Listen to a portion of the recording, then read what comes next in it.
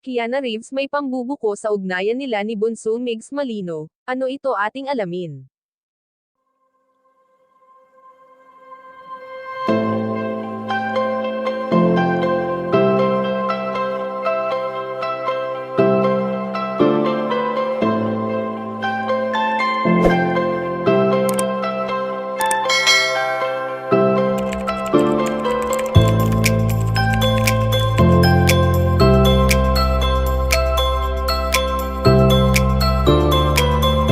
Alam naman natin kung gaano na pag-uusapan ang pangalan ngayon ni Bunso Migs Malino sa mundo ng social media, dahil na rin sa tunay na hangarin nito sa mga taong nais niyang mabigyan ng tulong.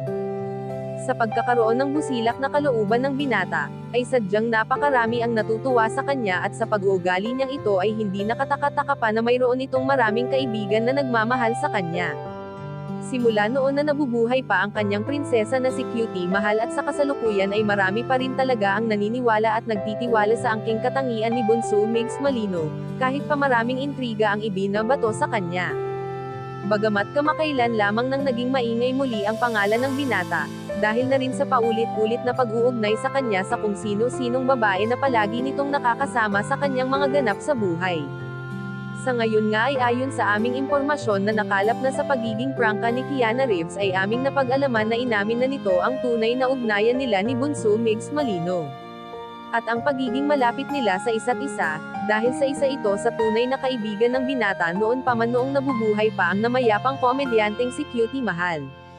At ayon na rin kay Kiana isa lang ang hindi magbabago at ito ay ang pagiging matalik nilang pagkakaibigan. Kayo mga ka-chika, anong masasabi nyo dito? Please leave the comment and don't forget to subscribe.